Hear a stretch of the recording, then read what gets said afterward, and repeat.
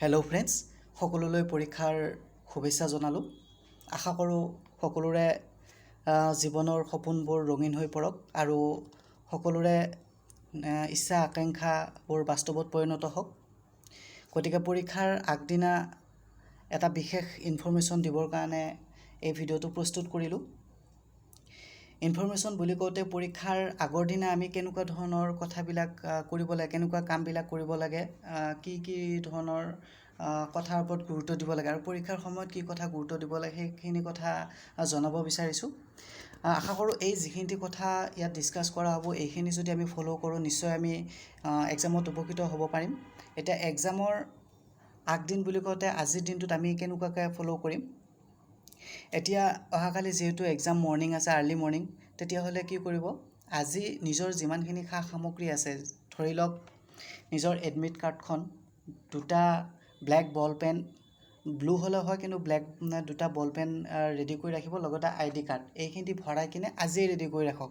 কালি এক্সামত যোৱাৰ সময়ত ভৰাই নিম বুলি ভাবি নাথাকিব। এতিয়াই ভিডিঅ'টো যদি শুনাৰ আগতে প্ৰস্তুত কৰি ৰাখিছে ভালে কথা, আৰু যদি কৰা নাছিল তেতিয়াহ'লে এতিয়াই ৰেডি কৰি ৰাখক। যি দুটা ব্লেক বল পেন ল'ব, এই দুটাৰ ক্ষেত্ৰত এটা কথা মনত ৰাখিব, যাতে পেন দুটা একেবাৰে নতুন নহয়, মানে অলপ যাতে ইউজো হয়। কাৰণ নতুন পেন হ'লে কি হয়, তাৰ যিটো নিবটো থাকে সেইটো মানে ফাষ্ট নহয়, আৰু সেইটো চলাবৰ কাৰণে এটা কাম কৰিব পাৰে, সেইটো বহুত সহায়ক হ'ব। আজি ৰাতি অলপ কিছু গোলা ভৰোৱা প্ৰেক্টিছ কৰিব। গোলা ভৰোৱা বুলি কওঁতে আমি যিটো OMR শ্বীটখনত আমি পাম চাৰ্কুলটো কমপ্লিট কৰা, সেইখিনি সময়ত মানে এক্সামত যেতিয়া বহুত দিন আমাৰ সেই প্ৰেক্টিছটো হোৱা নাই, এক্সামৰ সময়ত মানে কি আৰু বেছি ফাষ্ট কি হয়, হাতখন এক্টিভ নহয়। গতিকে আজি ৰাতি তেনেকুৱা যিমান পাৰে অলপ প্ৰেক্টিছ কৰক গোলা ভৰোৱা, তেতিয়াহ'লে কি হ'ব, পেন দুইটাৰ নিবটো অলপ ফাষ্ট চলিব, লগতে সেই প্ৰেক্টিছটো আমাৰ হ'ব। তেতিয়া এক্সামৰ সময়ত আমাৰ কি হয়, প্ৰব্লেমটো নহয়।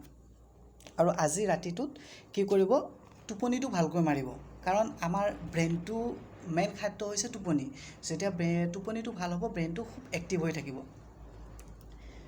আৰু ৰাতিপুৱা সোনকালে উঠি নিজৰ দৈনন্দিন যিটো কাম কাজ আছে সেইখিনি কৰি কিনে কি কৰিব, অলপ ভালকৈ খানা খাব, যাতে কি হয় এক্সামৰ সময়ত যাতে ভোক লাগি নাথাকে। কাৰণ ভোক লাগি থাকিলেও ব্ৰেইনে আমাৰ মানে কি আৰু মাইণ্ডটো মানে কি আৰু কনচেনট্ৰেশ্যনটো কমি যায়। গতিকে যাতে আমি 2-3 ঘণ্টা সময় এক্সামৰ সময়খিনি যাতে এটলিষ্ট ভালকৈ চলিব পাৰোঁ, তেনেকৈ অলপ লাইট ফুড টাইপৰ খানা খাব, আৰু যিমান পাৰে সোনকালে এক্সাম হললৈ ওলাই যাব।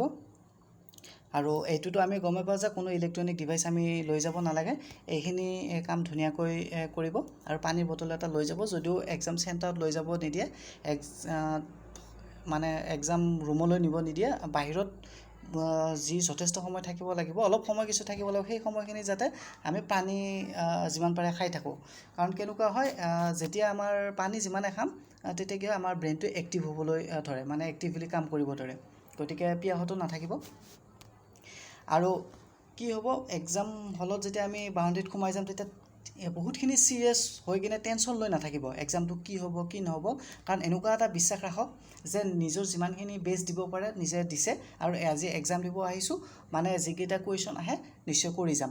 তো তেনেকুৱা হিচাপত মানে পজিটিভ মাইণ্ডত আহিব। কাৰণ চিৰিয়াছ মাইণ্ডত লোৱাৰ লগে লগে কি হ'ব, আমাৰ কিছুমান নাৰ্ভছে ব্লক হৈ যায়। ব্লক হৈ যোৱাৰ ফলত কেনেকুৱা হৈ যায়, মানে আমাৰ যিটো থিংকিং পাৱাৰ, তো ৰিমেম্বাৰ কৰা বস্তুবিলাক মানে ফটককৈ মাইণ্ডত নাহে। সেইকাৰণে টেনশ্যনটো বেছি নল'ব। আৰু এতিয়া এক্সামৰ সময়ত আমি যেতিয়া আমাক এক্সামৰ সময়ত দিলে, এক্সাম হল ষ্টাৰ্ট হ'ল, আমাক OMR শ্বীট দিলে, সেইখিনি সময়ত আমি কি কথা জানিব লাগে, সকলোতকৈ ইম্পৰ্টেণ্ট কথা। কাৰণ এইটোৱে হ'ল ইম্পৰ্টেণ্ট, এনেকুৱা যে আমি যিমান কাম কৰোঁ নহ'লে অথলে যাব। কি কাম হ'ব, OMR শ্বীটখন যেতিয়া ফিল আপ কৰিব, এই OMR শ্বীটখন একদম কেয়াৰফুলি ফিল আপ কৰিব। যিসকলে আগতে এক্সাম দিছে তেওঁলোকে বাৰু এইটো জানে, আৰু বহুতো কেণ্ডিডেট হয়তো এই কম্পিটিটিভ এক্সাম ফাৰ্ষ্ট দিব পাৰে। তেওঁলোকে কি হয়, OMR শ্বীটখন যেতিয়া ফিল আপ কৰিব, যদি নিজে প্ৰপাৰলি নাজানে তেতিয়া যিজন ইনভিজিলেটৰ থাকিব তেওঁক হেল্প লৈ কিনে ফিল আপ কৰিব। কোনো ওচৰৰ কেণ্ডিডেটক তেনেকৈ বিশেষ হেল্প নুখুজিব, কাৰণ সকলোৱে নিজৰ মাইণ্ডত থাকে সেইখিনি সময়। গতিকে কিবা কনফিউজন থাকিলে মানে ইনভিজিলেটৰক সুধি কিনে ধুনীয়াকৈ ফিল আপ কৰি ল'ব, সেইটো মেইন কথা। কাৰণ অলপ ভুল হ'লে কেঞ্চেল হৈ যাব। তাৰপিছত যেতিয়া কুৱেশ্যন পেপাৰ হাতত দিব, এই কথাটো বহুতে বেলেগ ধৰণে ভাবে, কিন্তু মোৰ পইণ্ট অফ ভিউৰ পৰা এটা কথা কওঁ যে কুৱেশ্যন পেপাৰখন পোৱাৰ লগে লগে ফাৰ্ষ্টৰ পৰা শেষলৈ চাই নল'ব। এইটো এটা গুৰুত্বপূৰ্ণ কথাই। ইয়াত চাইক'লজিকেল এটা এফেক্ট জড়িত হৈ আছে। কেনেকুৱা হয়, যেতিয়া কুৱেশ্যন পেপাৰখন আৰম্ভণি বা শেষলৈ আগে চাই লোৱা যায়, তেতিয়া কি হয়, সেই কুৱেশ্যনকেইটাৰ ভিতৰত এটা বা দুটা ডিফিকাল্ট কুৱেশ্যন পোৱা যায়, বা যিকেইটা মানে কি আৰু আনচিন হয় বা চোৱা নাছিল বা কেতিয়াও পোৱা নাছিল বা সেইটো নোৱাৰে। তো কি হয়, গোটেই এক্সামৰ গোটেইখিনি কুৱেশ্যন পেপাৰ কৰি থাকোঁতে সেই কুৱেশ্যনৰ মাথাত লাগি থাকে যে সেই কুৱেশ্যনটো মই নোৱাৰিম, ইমানকেইটা কৰিলে কি হ'ব, এটা মোৰ নোৱাৰা আছে বা দুটা নোৱাৰা আছে। গতিকে সেইটো কাম নকৰিব। কি কৰিব, ফাৰ্ষ্ট ধুনীয়াকৈ পেপাৰখন পালে আৰম্ভণিৰ পৰা কি কৰিব, যিমানকেইটা আপুনি ইজি পায় সেইকেইটা ফাৰ্ষ্টৰ পৰা কৰি যাওক। আৰু এইটো ক্ষেত্ৰতো আছে, এটা কাৰেক্ট পাৰিছে পাই কিনে আকৌ গোলা ভৰাইছে, সেইটো নকৰিব। ফাৰ্ষ্ট কি কৰিব, যিমানকেইটা চাই কিনে এনচাৰ দিব পাৰে সেইকেইটা কি কৰিব, যিকেইটা অপশ্যন আছে অপশ্যনকেইটাত নিজে চিন দি যাওক, যিমানকেইটা একদম আৰম্ভণিৰ পৰা শেষলৈ। সেইকেইটা এবাৰ শেষ হোৱাৰ পিছত এতিয়া গোলা ভৰা ষ্টাৰ্ট কৰি দিয়ক।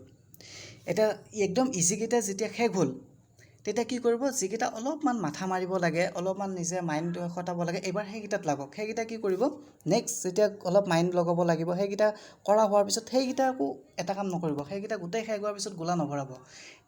ধৰি লওক এটা পেজ আপুনি খুলি লৈছে, সেই পেজৰ ফ্ৰণ্টত থকা যিমানকেইটা কৰিব পাৰিলে ছেকেণ্ড টাইম, সেইকেইটা কি কৰিব, টিক মাৰ্ক দিব, দি কিনে গোলা ভৰাব। তো কথাখিনি নিশ্চয় বুজি পাইছে। মই কি ক'লোঁ, মই আৰু এবাৰ ৰিপিট কৰি দিছোঁ। প্ৰথমতে কুৱেশ্যন পেপাৰখন পোৱাৰ লগে লগে কি কৰিব, যিকেইটা একেবাৰে ইজি, যিকেইটা বেছি মাথা মাৰিব নালাগে, সেইকেইটা এফালৰ পৰা অপশ্যনকেইটা টিক দি যাওক। টিক দিয়া হোৱাৰ পিছত সেই টিককেইটা কি কৰিব, চাই ধুনীয়াকৈ OMR শ্বীটত ফিল আপ কৰক। নেক্সট টাইম যিকেইটা অলপ মাথা মাৰিব লাগে বা অলপমান ব্ৰেইন ইউজ হয়, সেইকেইটা কি কৰিব, আপুনি সেই নেক্সট টাইম সেইকেইটা ট্ৰাই কৰক। সেইকেইটা যেতিয়া কৰা হ'ব, তেতিয়া কি কৰিব, অপশ্যনকেইটা টিক দি কিনে OMR শ্বীটত ফ্ৰণ্টৰ পেজত ধৰি লওক 10টা কুৱেশ্যন আছে, 10টাৰ ভিতৰত 6টা টিক দিলে, সেই 6টা এবাৰ গোলা ভৰক। নেক্সট পেজটোত ঠিক তেনেকৈ 5টা কৰিলে, সেই 5টা টিক ভৰক। এনেকৈ কৰি যাব। আৰু একেবাৰে শেষত যিকেইটা অলপ কঠিন হয় সেইকেইটা মাথা মাৰিব। আৰু সকলোতকৈ ডাঙৰ কথা হ'ল, ইয়াত নিগেটিভ মাৰ্ক আছে।